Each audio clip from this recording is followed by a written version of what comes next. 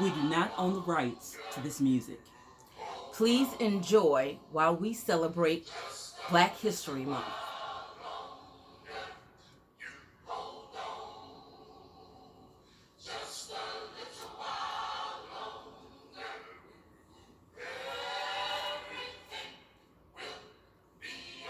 Good evening. I'm Cheryl Jackson, And I'm Loris Wallace. and we are the authors of Different Sides of the Same Coin. We're going to be reading selected poems from our book this evening for you guys in celebration of Black History, and we are inviting you guys to come along with us. If there are poems that you find that you like, please check out our link and on Amazon. It's Different Sides of the Same Coin. If you put that title in, the book will come up for you guys. So I'm going to start reading first, and the first selection that I'm going to read is called Black Folks Tired of Singing, We Shall Overcome. White privilege gives you cover. Your blues ain't nothing like mine. Police don't kill white people, mostly killing mine. No justice, no peace. Police brutality. 400 years of black lives in peril spawn black hostility. 100 years of singing, God bless America, let freedom ring. While the world stands by in silence, watching black suffering. You cannot know the rage I carry that's buried deep inside. Protesting since King, living separate and unequal bloody black lives. Wow. Okay, and now I'm going to read from my side of the book, Black Like Me, on page 243. Black like who? Black like me. Black like you. Black. So black you're almost blue. Dark chocolate, milk chocolate, even white chocolate. Black. Black like the night, smooth and right. Black like the dark side of the moon. Rhythmically, erotically black. Like a Miles Davis tune. So black you're almost purple. Mystical, magical, downright mythological. Like Pharaoh inside his tomb. Black. Black like who? Black like me. Oh, I love that. Um, what we were thinking about when we were writing most of these poems were basically just the condition of black people in totality. And so this is why we thought it was just poetic And necessary. and necessary to to read these poems for you guys during this time, especially this time of year. I'm going to read the second poem. It's called The Black Fruit Gatherers. And this is pretty self-explanatory, so I hope you guys can understand what I'm saying. Strange fruit no longer hangs from trees. It lies in any city street, outlined with markings of yellow and orange fluorescent tape. Age is not a consideration either. Seemingly, the more tender the fruit, the better. The fruit is gathered regardless of the weather. The fruit is gathered regardless of the weather. Rodney King was at least beaten within inches of his life. That wasn't the case for 12-year-old baby boy Tamir Rice. We by now all know the familiar drill. We've seen it all before.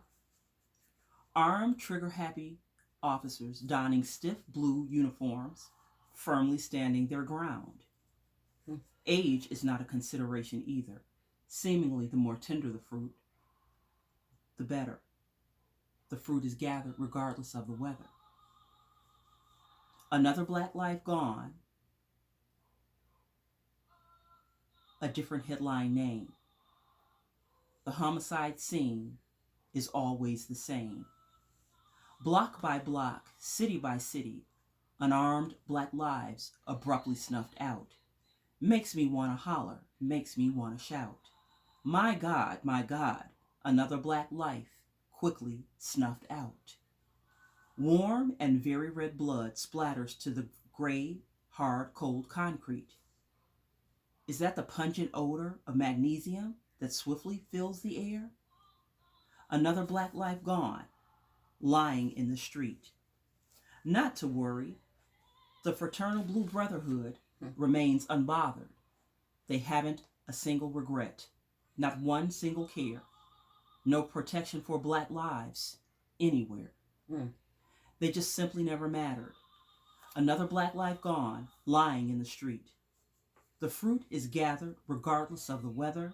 The fruit is gathered regardless of the weather. Police sirens sound, announcing the arrival of the strange fruit gatherers. They show up poised, with weapons quickly drawn, hastily prepared to gather more black fruit. Hurriedly prepared to gather more black fruit. Mm. Mm. Well, I think all of us know what that poem is about.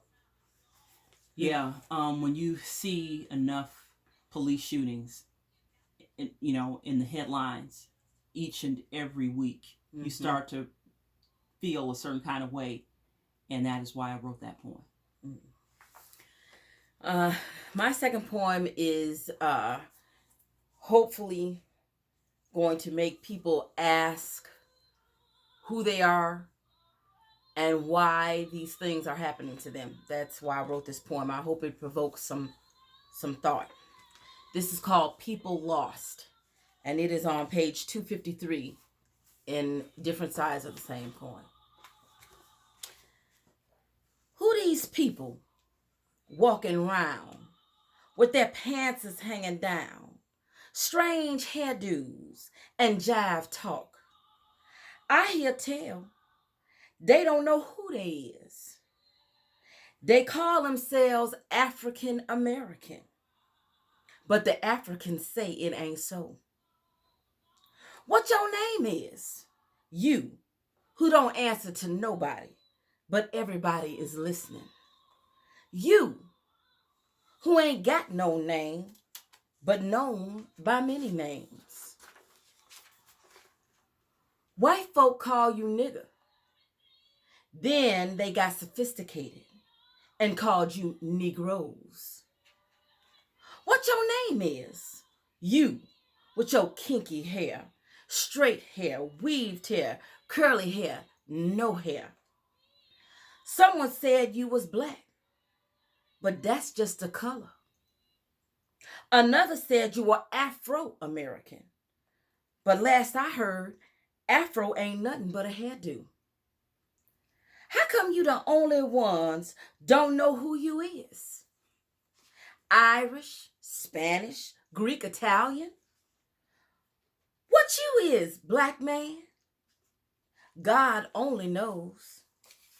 Jacob laid hold, but nobody knows. Heard you was lost for 40 years. Kings and queens begat your name. Then time stood still, and you lost again. Kicked out, sold and bought, whipped and chained, and you forgot your name. Who you is, Mr. and Mrs. Black? With your cotton-picking hands, singing your plantation blues, eating your hot sauce and chitlins. Yeah, I saw you marching in the streets, carrying your signs, sitting at them lunch counters talking about we shall overcome. I got your black power. Black is beautiful. Black is black. And black is back. It's a black thing. Yeah. You thought you finally arrived. Emancipated.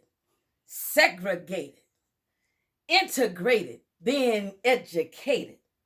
Look, there you is in your Givenchy suits, driving your Mercedes Benz, working on Wall Street, living in Manhattan. Oh yeah, that affirmative action is something else. But the uncle in the Supreme House say y'all don't need that no more. Now, you looking for a friend, but most of them in the county doing 10. Man, those people sure are strange, laying hold to someone else's name. Now, I hear tell there's a book. It's sitting on your shelf. Dust it off and take a look. Unstick the pages and walk through the ages, one by one, until you're done. Pay attention and read real slow. Break it down, and then you'll know. Now that I come to the end, I'll ask my question once again. What your name is and who you be. You closed the book and looked at me. Oh, that is just an amazing piece of poetry written in the Black dialect. I love it. I love poems written in Black dialect. And part of the reason why you wrote that in Black dialect is because the rhythm of the natural speech patterns of Black people. Right. We have a very natural rhythmic speech pattern. That's right. And that is why that poem is so apropos and just perfect for this time of year. Kudos. And people always say we come from kings and queens, but name one. Name the king and queen you come from. And I can guarantee it's not Nefertiti, it's not Venus, it's not Cleopatra. Name the king and queen you come from. Your first king was Jesus. I'm gonna let that go. Okay. The third selection that I'm going to do for us this evening is called 272 Years of Unsung Independence. There's something else going on. Us Black folks have known it for way too long. Mm-hmm. See, our unsung pursuit of happiness is under mortal threat. Living while Black will get the police called on you quicker than any unnamed committed crime ever could. Let me make the case. Yeah, there's something else going on. Us Black folks have known it for way too long. We can't grab coffee at Starbucks no more while Black. No, taking walks in your neighborhood while Black will result in police sirens and shakedowns. That's just plain old simple fact. Barbecuing in the park with your family while Black, we absolutely don't dare do that. Let me play it back just to be certain y'all really feeling me. Driving, walking, sleeping, shopping, and sitting while Black will result in unwarranted contact with trigger-happy police. Yet I'm expected not to react. They expect me not to react. When white police interact with Black folks, that very well might be our last interaction in life. You dig? Yeah, I dig. Y'all really feeling me? White folks know this too. Still, regardless of where we live, Black reality. Was this the intent of the founding fathers 272 years ago? Let's talk about inalienable rights of happiness, life, and liberty again. Who declared rights and independence for Black folks? Because where I'm standing, and the Black skin I'm in, white folks have placed my happiness under mortal threat. Living while Black has become white folks' unnecessary casualty. And that's as real can get. I heard that. Okay. All right. All right. I'm sorry. I like that boy. I need a minute because I'm feeling some things right now. Okay. We digress. Okay. We're back on track. Here we go. The next and final poem is coming from me, and it's coming from page 245, and it's called Why You Hate Me. Why you hate me? You hate me because I walk and I sway to the rhythm of my own greatness, which God gave me from the beginning of time. You hate me because when I talk, I flow like the waters of the Egyptian Nile. You hate me because my eyes glow with the history of an entire race and nation of priests and kings. You hate me because my rich, dark chocolate skin radiates and reflects the sun, which lights the whole earth. You hate me because my lips are full and soft with the sensuous curve, speaking the Proverbs of Solomon. You hate me because my kinky, soft hair crowns my head like my father Adam and my mother Eve. You hate me because my body was carved by the Master Jehovah himself. You hate me because you spend your days and your nights thinking of new ways to hold me down, but still I rise, soaring higher and higher. You hate me because, like King David, I excel at your own tests of strength. I run, I jump, I climb, I catch, I throw, and I beat you at your own game.